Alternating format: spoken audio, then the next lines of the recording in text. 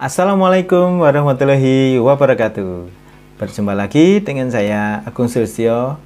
Saya pengajar TKJ di SMK Negeri 2 Temanggung. Kali ini saya akan melanjutkan materi yaitu tentang sistem komputer kelas 10 TKJ, yaitu materi terakhir yaitu tentang power supply unit, di mana power supply unit ini adalah bagian penting dari sebuah komputer, ya. Apa itu PSU, ya? Tapi sebelum kita membahas PSU, jangan lupa yang belum subscribe channel ini segera subscribe channel ini dan notifikasi loncengnya supaya mendapatkan informasi video-video terbaru dari kami, sehingga Anda lebih paham lagi tentang materi pelajaran dan materi yang lainnya. Baik, kita lanjut. Untuk power supply unit, kenapa butuh PSU? Karena semua perangkat elektronik itu pasti membutuhkan yang namanya power, ya, atau listrik, ya. Disinilah peran penting dari PSU, karena PSU ini adalah yang menopang kebutuhan listrik pada sistem komputer, ya. Ada mainboard butuh listrik, CPU butuh listrik, hard disk butuh listrik, perangkat PCI butuh listrik, VGA atau GPU juga butuh listrik. Semuanya butuh listrik karena ini adalah perangkat elektronik. Makanya semuanya terintegrasi pada PSU, ya. Jadi di sini keterangannya PSU adalah perangkat keras pada komputer yang bertugas memberikan tegangan listrik secara langsung dan menyalurkannya ke beberapa hardware atau komponen yang terpasang di dalam komputer tersebut yang membutuhkan tegangan listrik seperti hard disk, mainboard, VGA, optical drive, dan sebagainya. Itu adalah definisi dari power supply unit atau PSU. Kita akan mempelajari tentang spesifikasi PSU. Jadi sebenarnya tidak terlalu banyak spesifikasi PSU ini. Supaya apa? Supaya kita mengenal lebih dalam tentang PSU.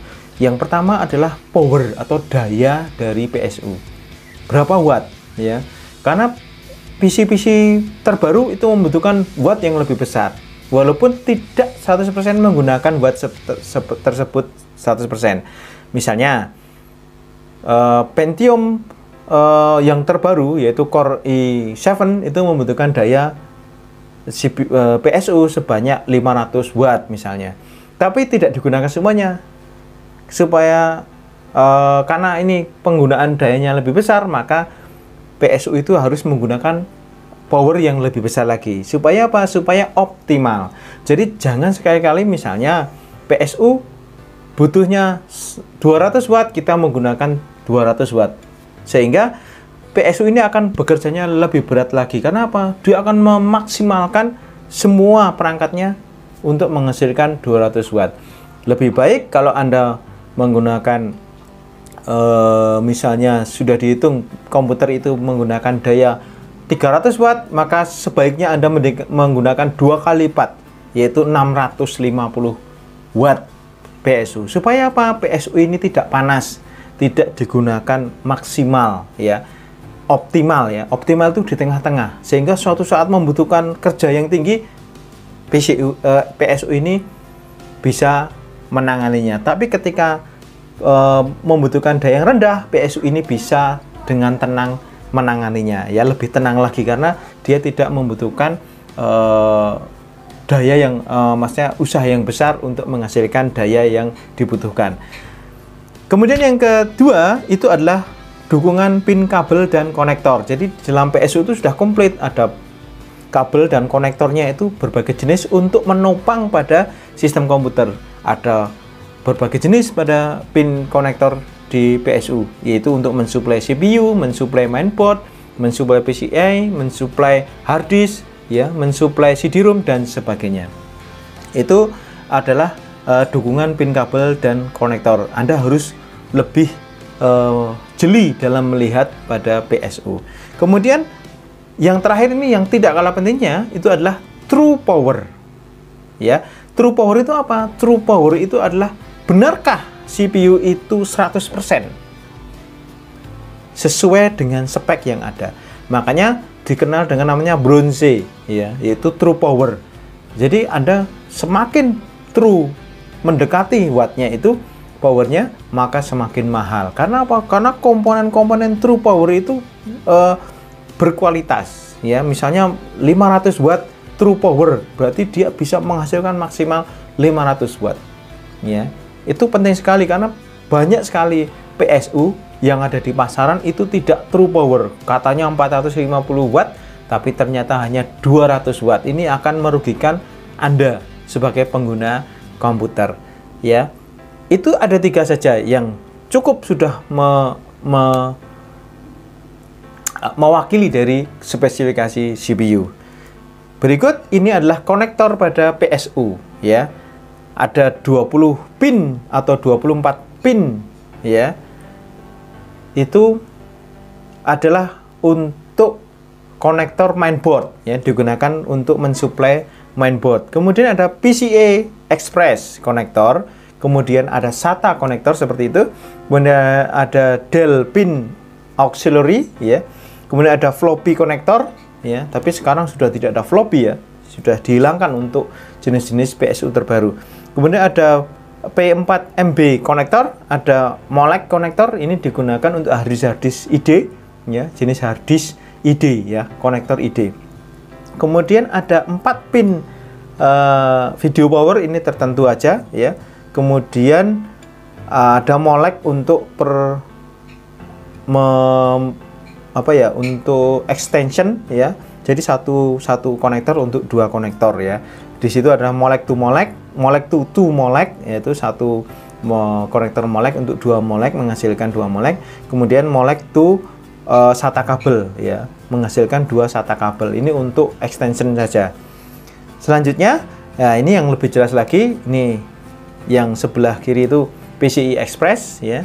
Kemudian PCI Express 2, ya. Kemudian di situ ada untuk CPU, ya. Kemudian yang nomor 4 itu ada ATX 24 pin, ya. Itu untuk mainboard. Kemudian ada SATA untuk harddisk SSD, harddisk yang jenis SATA. Kemudian ada MOLEC untuk harddisk yang jenis ID, ya. Kemudian ada floppy disk, ya. Ini sudah tidak digunakan. Selanjutnya kita akan mengenal konektor utama, yaitu konektor pada mainboard, ya. Di gambar itu adalah keterangan konektor di mainboard. Supaya apa? Supaya kita mengetahui, ya. Jadi kalau mau menghidupkan PC tanpa, misalnya kita mau mengecek komputer mainboard, kemudian kita sambungkan ke monitor, kita mau menghidupkan mainboard, sudah ditanam CPU, ditanam memori, kemudian VGA-nya sudah ada onboard, maka kita ingin mengecek mainboard, maka tentunya kita harus mengetahui cara menghidupkan mainboard itu sendiri, ya. Nah, di situ kita harus mengetahui pin yang ada pada power supply pada mainboard, ya. Di situ Anda melihat pada pin nomor 16, ya. Pin nomor 16 itu adalah PS on, ya. Jadi dia adalah saklar atau switch yang ditanam pada casing, ya, paling keluar, yaitu casing power, ya. Itu dimasukkan adalah pin 16, ya. Di situ pin 16 harus digabungkan dengan pin 4, ya, yaitu 5 volt. Untuk apa? Untuk menghubungkan pin power sehingga mainboard ini bisa terkoneksi. Itu untuk menghubungkan antara konektor PSU. Di situ konektor itu ada 24 pin, ya, yang isinya adalah power yang untuk mensuplai pada mainboard, ya. Lanjut. Kemudian di sini adalah konektor PSU untuk beberapa jenis konektor yang kecil, ya, yaitu peripheral, itu MOLEC tadi, yaitu yang kuning itu 12 volt, yang merah itu 5 volt. Kemudian tengah itu negatif atau COM, ya. Kemudian untuk floppy drive itu sama 5 volt, yang kuning 12 volt, ya. Kemudian untuk CPU itu kuningnya itu adalah 12 volt DC. Ya, jadi ini ada semacam aturan ya. Kalau merah itu, kabel merah itu berarti 5 volt, kalau kabel kuning itu adalah 12 volt ya. Kemudian PSU ini sangat berperan penting karena di situ juga mungkin ada perangkat lainnya, yaitu semacam stabilization atau stabilization power ya, atau stabilisator. Jadi ada di luar perangkat CPU itu namanya stabilisator untuk menstabilkan tegangan yang ada, karena input itu harus sama ya, itu ringnya harus sesuai dengan di input PSU. Tapi PSU sendiri itu juga punya stabilizer untuk menyamakan tegangan masuk ya. Tegangan dari PLN itu kadang kan 220, kadang 210, kadang 180, kadang 200. Nah, itu kalau tidak distabilkan maka akan merusak pada PSU ya. Makanya sebelum ada PSU harus ada perangkat lainnya untuk menstabilkan. Bisa pakai UPS, bisa menggunakan stabilizer tegangan. Kalau tegangannya stabil, maka masuk ke PSU akan melanjutkan ke sistem selanjutnya, yaitu ke mainboard, sehingga tidak mengganggu proses pada CPU. Kalau tegangannya terlalu rendah, misalnya 180, maka PSU tidak mampu melakukan tindakan lebih lanjut, maka dia akan mematikan secara otomatis. Kemudian dia akan, setelah mati, kemudian dia akan hidup lagi. Siapa tahu tegangannya berubah, tapi ternyata tidak berubah, maka dia mati lagi. Akhirnya muncul hidup mati, akan mengganggu pada proses di dalam sistem komputer itu sendiri ya.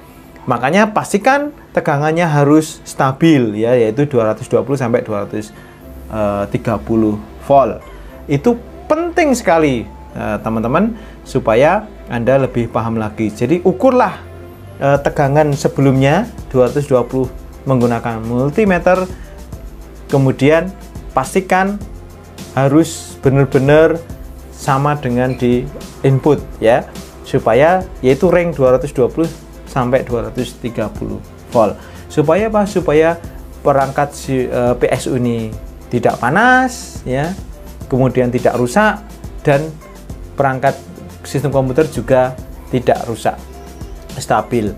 Itu tips dari penggunaan PSU. Demikian penjelasan singkat tentang bagian dari sistem komputer yang terakhir, yaitu PSU. Semoga bermanfaat bagi Anda semuanya dan lebih paham lagi. Jangan lupa yang belum subscribe, silahkan subscribe channel ini dan notifikasi loncengnya. Supaya apa? Supaya kami memberikan materi itu Anda langsung dapat dengan sigap melihat dan lebih banyak tambahan pengalaman. Kalau kurang jelas, silahkan nanya di kolom komentar. Demikian, jangan lupa like ya video ini, supaya kami lebih semangat lagi membuat video-video yang lebih bermanfaat. Pada materi selanjutnya kita akan membahas sistem komputer yang lebih dalam lagi. Saya cukupkan sekian. Wabillahi taufiq wal hidayah. Assalamualaikum warahmatullahi wabarakatuh.